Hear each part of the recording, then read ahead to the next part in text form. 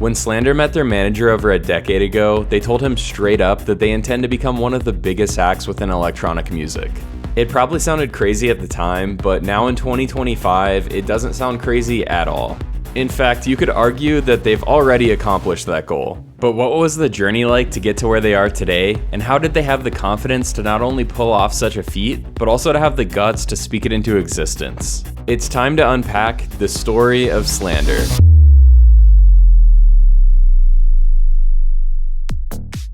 Let's take things back to Los Angeles in the summer of 2009. Scott Land and Derek Anderson don't know each other yet, but they're about to meet for the very first time. They're both political science students at UC Irvine, with Scott being a couple years older than Derek. They both roll up to the Los Angeles Memorial Coliseum with their respective friend groups, most likely for Hard Summer or EDC back before it relocated to Las Vegas. This is where they cross paths for the first time and quickly become friends soon after. Derek learns that Scott is in a fraternity at UC Irvine, and Derek decides to join himself. The two of them would go on to bond over their newfound love for electronic music, as the scene was beginning to explode right around that time. They both were avid hip-hop fans in their formative years, and they even had a little bit of musical experience of their own, as Scott briefly played the cello, and Derek used to sing in musicals and his church choir. But they each felt an unusually strong gravitational pull towards electronic music. Derek was the first to become a DJ, with his first and only solo gig being at a fraternity party. He got a lot of positive feedback, and he decided that he wanted to pursue it further, but he did so by bringing Scott on board to form a DJ duo by the name of DJ Slander. From what I gathered from my research, they played a lot of house music, but in their interview with DJ Times, they also said that they would do things like 5-hour hip-hop sets and marathon trance sets. Scott was also on UC Irvine's track team for a while, but he had recently just quit before meeting Derek because his long jump personal record was shattered by someone who went on to compete in the Olympics, so DJing was looking like a better path anyway. At first, it started off with them DJing fraternity parties and events before eventually moving on to local clubs. When they first started out, they bought a Tractor DJ controller, and they would go on to record a live 2-hour mix every week for 15 weeks straight, and they called it the DJ Slander podcast. And since the recording was live, if they messed up even the smallest transition, they had to start the set completely over. Not too much longer after starting the DJ Slander podcast, they started a new mix series that they called Newport House Mafia, an obvious nod to Swedish House Mafia. Eventually, their brand grew beyond Orange County and broke into other markets in the region like Los Angeles, San Diego, and Las Vegas. Eventually, Scott graduated, and then Derek, and each of them started working for their families' businesses. But they both knew that they really wanted to go hard on making their DJ career a full-time reality. However, they didn't make their own music at the time, so they were pretty much capped out at their current level of success, but they were well aware that if they did make their own music, that was the only way that they were going to get to the next level. Scott spoke a little bit about this in an interview with his alma mater, UC Irvine, where he said, "I still remember when Derek called me and we had that conversation. This profound moment hit him on how to be an artist, a music producer, and a DJ. He told me, if we want to get to the level of DJing that we want to get to, we have to take this other path. We realized that as local DJs, there was kind of a cap to how big you can get, and we needed to be artists and create our own music to achieve our dreams of playing places such as the Electric Daisy Carnival or Coachella or Lollapalooza or any other big festival." When the festival trap sound emerged around 2012, they knew that was the exact sound they wanted to pursue as producers.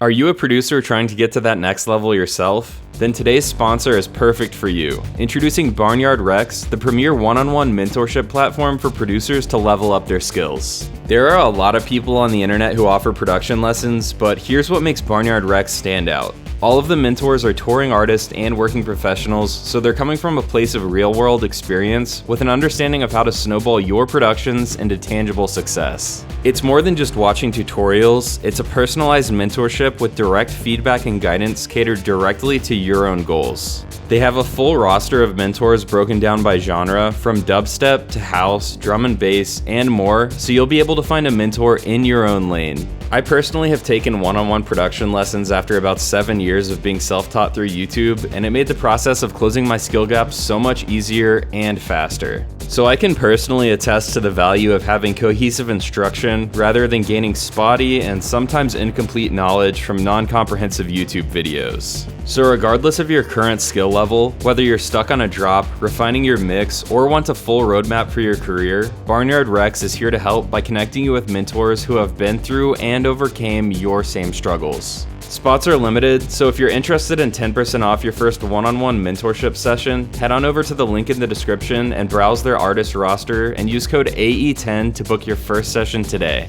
Now back to the video. As Derek journeyed into the world of production, he joined some producer groups on Facebook and also got a mentor named Jacob. He ended up meeting Keizo in one of the Facebook groups, and he asked Keizo to collab, so Keizo invited Derek to come out to one of the studios at Icon Collective, which is a production school in Burbank, California that Keizo was attending at the time. For those that don't know, Icon Collective was probably the single most influential electronic music production school in the world, and they cranked out dozens of household artists over the years, but unfortunately they shut down earlier this year. Derek had never heard of Icon until the day he showed up to collab with Keizo, and he was immediately blown away by the whole atmosphere of the place because there were producers everywhere just quietly plugging away at Ableton. Derek immediately felt at home, and he knew this is exactly where he wanted to be. But it did take him a year to save up some money and work up the courage to tell his dad that he wanted to quit his job and pursue music full time. Got up the courage to tell my dad I don't want to I appreciate all the opportunities you've given me, but I want to do music, and I want to go to this school and try and make this happen. And on top of his dad's emotional support, he even agreed to help him pay some of the tuition. Once he was at Icon, Derek met Tyler Morenier, aka Nightmare, and a relationship that would change both of their lives began to form. Me and Tyler started Icon in June of 2014. There was about 15 people in our class when we started, and we sat next to each other, and then we basically just sat next to each other for the rest of the whole time at Icon, and became friends. To be clear, Scott and Derek both did attend Icon, but they weren't in the same class as Scott attended after Derek, and he also quit his job at a later date than Derek. I'm unsure of the exact timelines here, but I assume that after Derek met Nightmare, Derek then introduced Nightmare to Scott. Nightmare was already a really good producer before he went to Icon, and Derek was already a really good DJ before he went to Icon, so they swapped tips on their different skill sets. From there, Slander and Nightmare then teamed up to make their famous festival trap edit of Showtek's We Like to Party.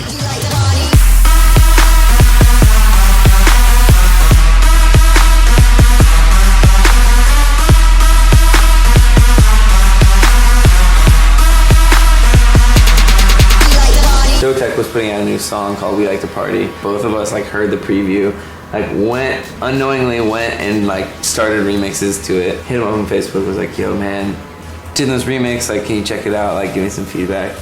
And he was like, yeah, I got one for you too, check this one out. And it was the same remix, so. They self-released it on BitTorrent and it got 25,000 downloads, but then it was later featured on BitTorrent's homepage where it shot up to 800,000 downloads. Obviously, this got their name out there, and they quickly followed up with another hit, their Heaven Trap remix of Love Is Not Enough by Above and Beyond.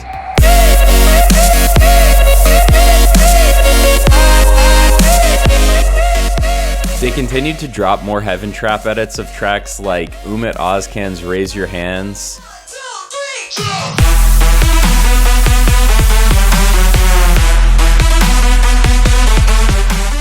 Seven Lions Don't Leave,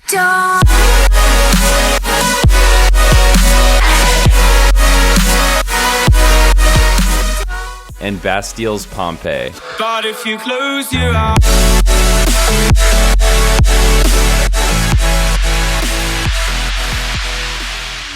Before we move forward anymore, I want to take a second to explain how they came up with the name Heaven Trap for their music. As I mentioned earlier, they sometimes played marathon trance sets in college, and they were huge fans of Armin van Buuren, Cosmic Gate, Deadmau5, and Above and Beyond, but they were also huge fans of the emerging trap sound. So they decided to take the uplifting feeling of trance music and then combine that with some heavier trap beats, and thus Heaven Trap was born.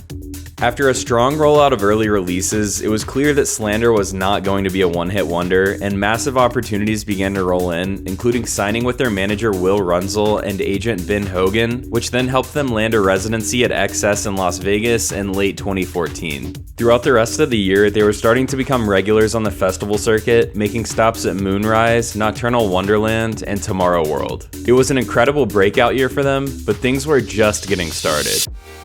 In 2015, Slander had their first original release, a joint EP with Nightmare called Nuclear Bonds. The EP contains one of their most recognizable songs of all time, Good Vibrations, which would eventually become the name of their record label, but we'll get to that later. From the very beginning, their bond with Nightmare was rock solid, as they both came up together right around the same time, and they even shared managers. By mid-2015, both artists had built up a strong reputation, and the following year in 2016, they began playing back-to-back sets, which then turned into a full-blown back-to-back tour called the Good Vibrations Tour. They also made their Never Say Die debut that year for their collab with Yuki called After All.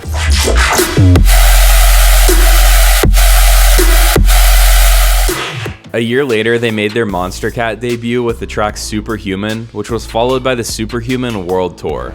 This was a notable turning point for the international growth of their brand, as they had performances in China, Germany, and even Budapest. That same summer, they had their biggest Good Vibration show ever when Slander and Nightmare sold out the NOS Events Center in San Bernardino, which featured the debut of their signature Atom stage. Later that year, they released their first official collabs with their longtime friend Keizo with the tracks Holy and Without You. In an interview from that same year with Dance Music Northwest, Scott said that if it wasn't for Keizo, they have no idea whether Slander would have gone on to be as successful as they are now. So due to Keizo playing a key role in the development of Slander, it just makes these specific releases even more special. Moving into 2018, it was one of their biggest years release-wise, dropping 11 new originals, including what is probably tied for my favorite Slander track of all time, Move Back with Wave Dash. Motherfucker, move back.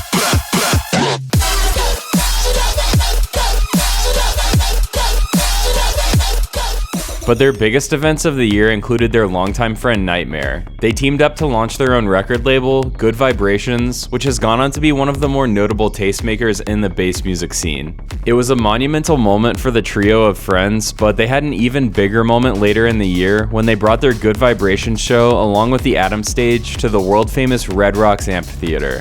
Riding high off of all the momentum, they were ready for another enormous year in 2019, which saw the release of their biggest song of all time, Love Is Gone, with Dylan Matthew.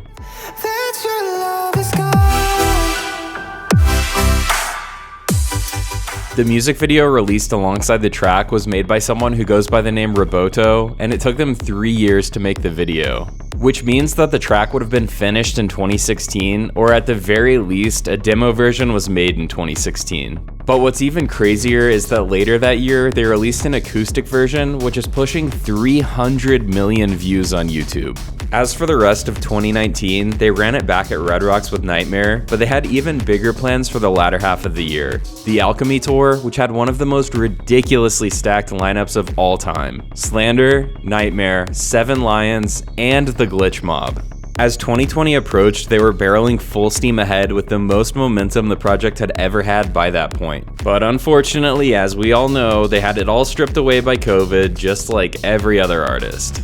Now, to be fair, they did have a good 5 or 6 years to establish themselves before COVID, which they did a really good job of, so it's not like they had to worry about the project completely dying out, but they weren't about to do the bare minimum and just cruise on the merits of their previous success. Obviously, they continued to release new tracks, but on top of that, they teamed up with Nightmare to put on the Virtual Vibes Music Festival, where they performed their virtual sets from the Burning Man Medusa installation. On top of all of that, they played a virtual set for one of the Insomniac streams.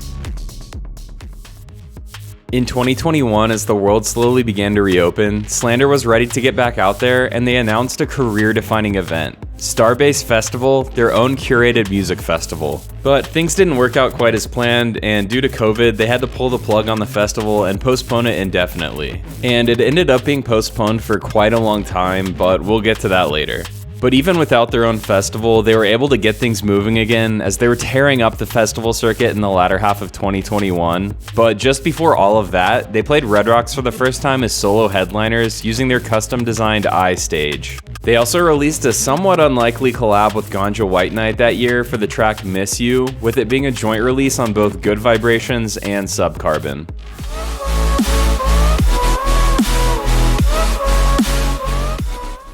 In 2022, their highlight of the year was the drop of their debut album, Thrive. They did an interview with EDM.com about the album, and the craziest thing from the whole interview was them saying that they had finally found their signature sound with this album, and the previous 10 years or so, they were just experimenting with the intent of finding that signature Slander sound. Now, I would probably argue against this personally, as I would say that they did have a signature sound long before 2022, but that's not really for me to judge, and it's just interesting to hear their perspective on it. Anyway, one of the standout tracks on the album is a techno track called Before Dawn. It was their first journey into the world of techno, but it wouldn't be their last, because in 2023 they debuted a new side project under the same name, Before Dawn, which saw performances at Burning Man and EDC Las Vegas. Keep this in mind as we'll be circling back around to it pretty soon. Okay, now remember when I mentioned how they announced their new festival called Starbase back in 2021? Well, in 2024, history repeated itself as they re-announced it towards the end of the year, except this time it was happening for real. It took place in April this year, and it puts Slander among an elite class of artists who also own their own festivals. Now, you would think that hosting year one of your own festival would be the best thing to happen all year, but they had another show of monumental proportions this fall. But before we get to that, remember their techno alter ego that I was talking about earlier called Before Dawn? Well, this August, they released their first tracks ever under the alias, a 3-track EP called Reborn, released on Arcane Music. They have performed under the alias a few times in recent years, but now with officially released original tracks backing the project, I would bet that more exciting things will come from Before Dawn. Okay, now let's talk about what was, in all likelihood, the biggest show of their career ever. This September, they became the first ever bass act to play the Sphere in Las Vegas when they played one of Insomniac and Tomorrowland's Unity shows, and the performance looked mind-blowing. They even brought out Halion to perform their newest collaboration to date, a cover of Eagle Eye Cherry's Save Tonight.